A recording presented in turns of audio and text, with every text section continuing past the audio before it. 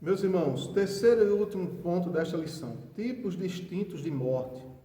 A Bíblia fala de 3 tipos distintos de mortes. Quais são? Morte física, morte espiritual e a morte eterna. Primeiro vamos ver o que é a morte física. O texto que melhor elucida esta morte é 2 Samuel 14:14, que diz: porque certamente morreremos e seremos como águas derramadas na terra, que não se ajuntam mais. O que acontece com o corpo morto quando é sepultado? Depois de alguns dias, terá se desfeito e esvaziado como águas derramadas na terra. E é isso que a morte física acarreta literalmente. Por isso que Salomão escreveu que nós somos vaidade.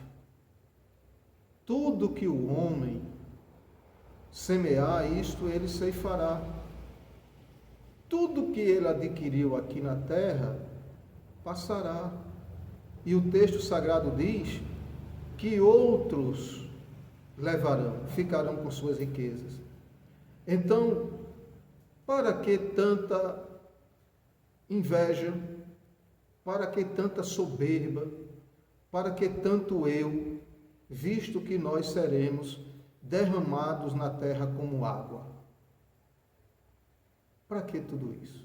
Então, este texto de Samuel, 2 Samuel 14:14, retrata justamente o que somos nós.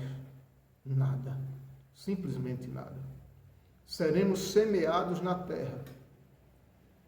Aleluia. A morte física acarreta isso.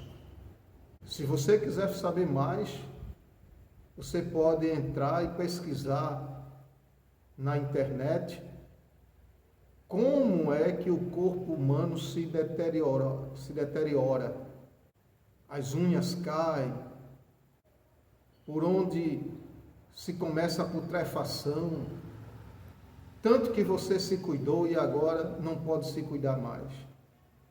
Tanto que você talvez tenha desprezado as pessoas por elas serem mais baixas que você em estatura, por elas serem de pele escura, por ela ser pobre, por ela ter um defeito físico e você a desprezou. E sabe onde é que você vai estar agora? Na putrefação do seu corpo. Você vai ter que enfrentar isto. Então não é preciso, para que tanta arrogância, né, que o ser humano tem? Esta é a morte física, terrível, mas é para nós sabermos da realidade dela.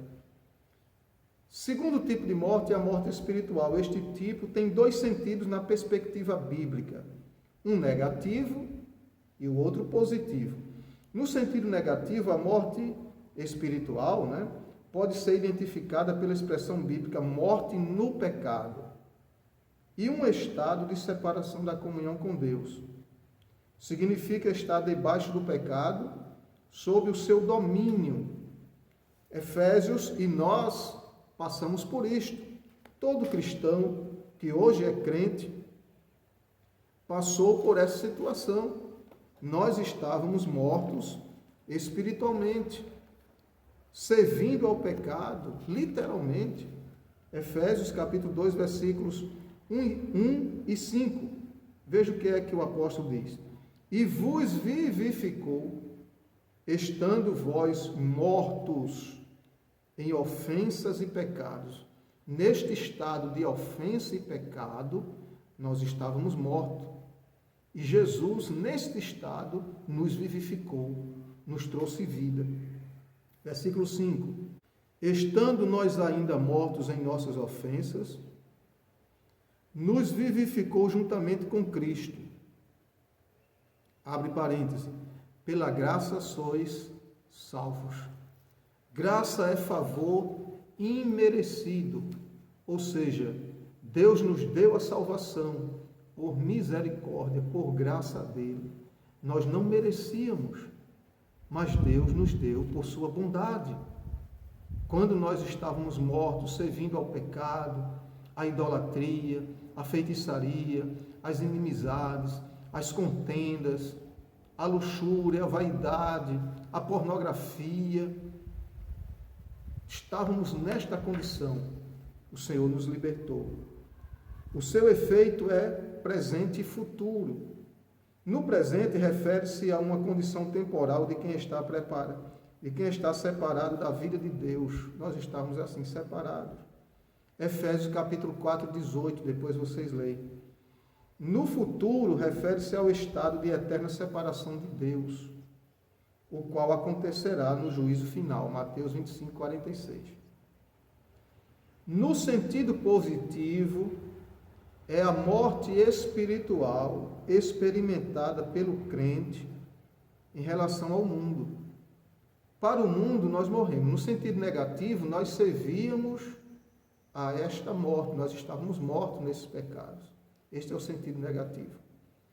No sentido positivo, nós agora vivemos em Cristo e estamos mortos para o mundo de pecado. Nós estamos mortos. Isto é, a sua pena do pecado foi cancelada e agora vive livre do domínio do pecado. Romanos 6 e 14. Quanto ao futuro, o cristão autêntico, abro aqui um parêntese, o cristão autêntico. Por que o cristão autêntico? Porque tem cristão que não é cristão no contexto puramente bíblico. Ele vem para a igreja, ele canta no conjunto, ele assiste aos cultos, mas não deixa que a palavra penetre nele. Ele é egoísta, ele ou ela é falsa, não é?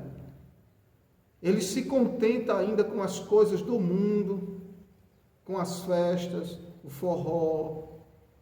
Tem até deles que, escondido do pastor, mas não de Deus, compra uma cervejinha para casa. Isso não é o cristão autêntico. Isso não é um cristão autêntico, não é? E ele precisa refletir nisto. Quanto ao futuro, o cristão autêntico terá a vida eterna, ou seja, a redenção do corpo do pecado. Abra sua Bíblia em Apocalipse, capítulo 21. Esta redenção do corpo do pecado é só para os cristãos autênticos. Aí você faz uma análise, um exemplo, você faz uma análise e diz, eu não estou sendo um cristão autêntico. O que é que eu devo fazer? Seja autêntico. Seja um cristão autêntico. Seja um cristão que vive pela palavra, que está no mundo, mas o mundo não está em você. O cristão que não é autêntico, ele está na igreja e o mundo está nele também. As coisas do mundo, as lembranças do mundo, está nele. Não é? Se ele escuta uma música mundana, ele já acompanha esta música, já se satisfaz nela. Isso não é de cristão autêntico, irmãos. Não é. Então, Apocalipse capítulo 21, versículo 27. Olha.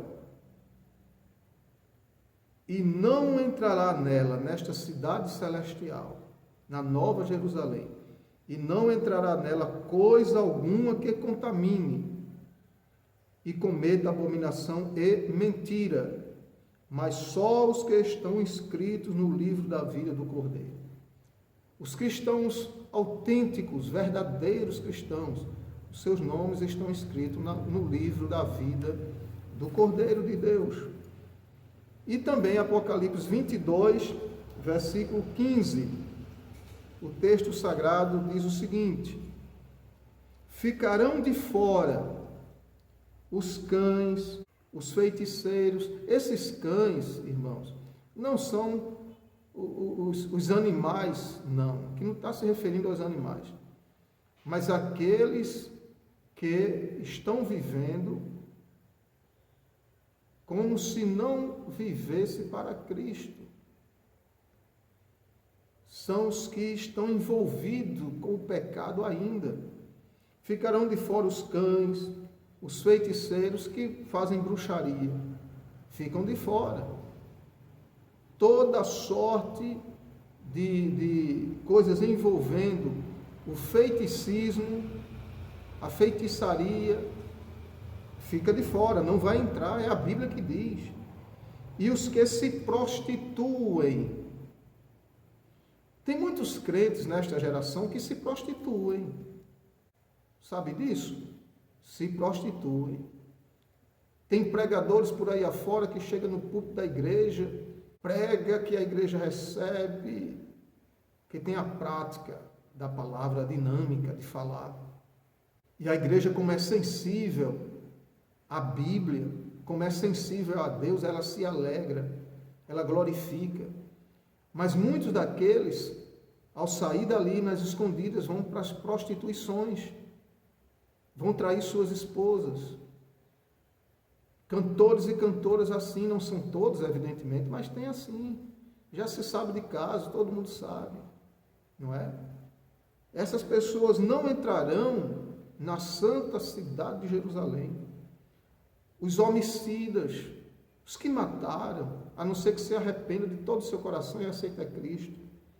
Os idólatras, aqueles que se curvam diante das imagens de escultura, aos ídolos, sejam eles desenhados, pintados em quadros, ou imagens feitas de ouro, de prata, de madeira, de cobre, de zinco, de gesso, são idólatras.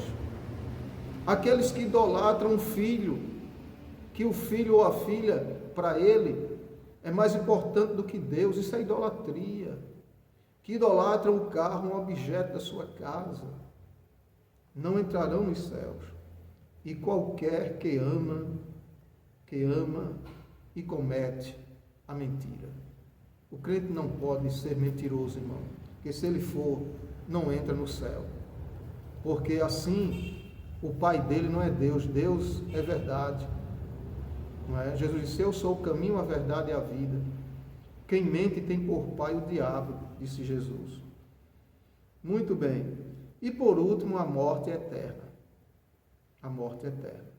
Quando se chega nesse estágio aqui, aí não está. Não tem mais escape. Morte eterna é chamada a segunda morte, porque a primeira é física. Capítulo 2 e 11 de Apocalipse. Identificada como punição do pecado. Romanos 6:23, que nós já falamos aqui. Também denominada castigo eterno. Esta morte eterna é chamada de castigo eterno. E a eterna separação da presença de Deus. A impossibilidade de arrependimento e perdão. Mateus 25:46. Os ímpios, depois de julgados, receberão a punição da rejeição que fizeram à graça de Deus e serão lançados no Geena, ou seja, no lago de fogo, em grego. Apocalipse, capítulo 20, versículos 14 e 15. Mateus 5, 22, 29 e 30. Você depois lê bem direitinho isso aí. Capítulo 23, versículo 14, 15 e 33 de Mateus. Restringe-se apenas aos ímpios. A morte eterna não é para o justo, é para os ímpios. Esse tipo de morte tem sido alvo de falsas teorias que rejeitam o ensino real da Bíblia. Neste tipo de morte não há escape, não tem como você escapar. Enquanto você tem vida, ainda há escape, mas depois que morrer, se morreu sem Cristo, não há escape mais. Você estará agora nesta morte eterna e vai estar já em sofrimento. E no juízo final será julgado e lançado no Geena, no lago de fogo. A conclusão agora desta lição. A conclusão diz o seguinte: a morte é a prova máxima da fé cristã, que produz nos crentes uma consciência de vitória. E eu gostaria de ler com você a primeira carta do apóstolo Pedro, capítulo 4. capítulo 4, versículos 12 ao 13. 1 Pedro, capítulo 4, versículos 12 e 13. O apóstolo, inspirado pelo Espírito Santo, diz: Amados, não estranheis a ardente prova que vem sobre vós, para vos tentar como se coisa estranha vos acontecesse. Mas alegrai-vos no fato de serdes participantes das aflições de Cristo, para que também na revelação da sua glória vos regozijeis e alegreis. É o que está reservado para o crente, para o cristão. Os sofrimentos e aflições desta vida são temporais, passageiras, e aperfeiçoam nossa esperança para enfrentar a morte física, que se constitui num trampolim para a vida eterna. Glória a Deus. Ela se torna, uma morte física para o crente, se torna uma porta que se abre para o céu de glória. O pregador, missionário Billy Graham, pastor Billy Graham, um dia ele disse que as pessoas iriam ouvir um dia que ele havia morrido, iriam ouvir através dos meios de comunicação. E ele disse: não acrediteis, eu apenas mudei de endereço, não morri, mudei de endereço. Quando um cristão morre, ele descansa, ele dorme. Referência está em 2 Tessalonicenses 1:7, você lê lá. Ao invés de derrota, a morte significa vitória para o cristão, significa ganho. Filipenses capítulo 1, versículo 21.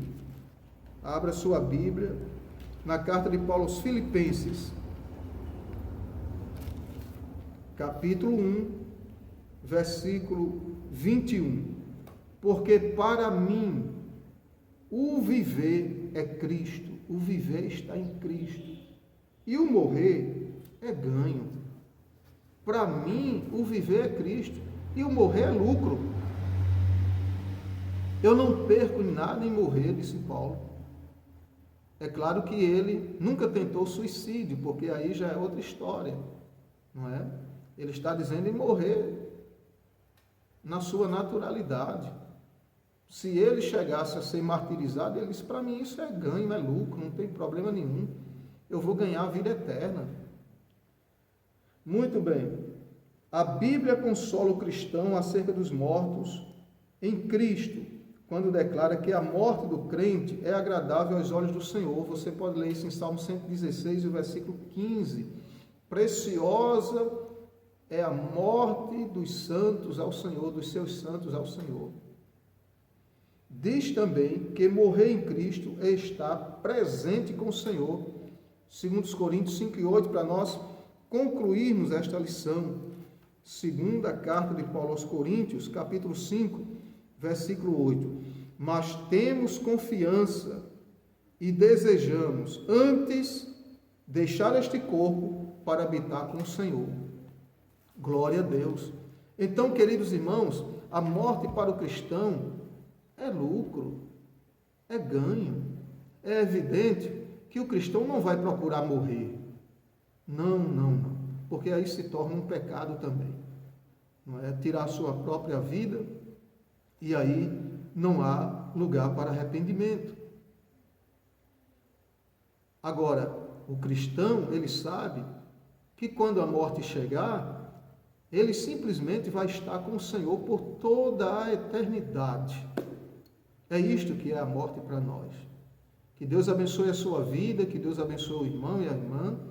No próximo domingo, nós estaremos estudando a terceira lição desse terceiro trimestre, com o título O Estado Intermediário dos Mortos. Oremos ao Senhor neste momento. Pai querido e santo, Deus da glória, Senhor da igreja, nós te louvamos por esta lição, Senhor. Abençoa o teu servo, tua serva, que acompanhou e estudou conosco. Que a nossa salvação a cada dia esteja mais perto, Senhor, do que quando nós abraçamos a fé. Nos ajuda, nos guarda a te servirmos com amor e com fidelidade, aguardando, ó Deus, o teu Filho Jesus vir buscar a tua igreja. Em nome do Senhor te pedimos Amém. Amém. Curve a sua cabeça, querido irmão, e receba a bênção apostólica. A graça do Senhor Jesus Cristo, o amor de Deus nosso Pai, a comunhão e as consolações do Espírito Santo de Deus esteja sempre com o povo de Deus, desde agora e para sempre. Amém. Que Deus abençoe a sua vida e até domingo, se o Senhor nos permitir, em nome de Jesus.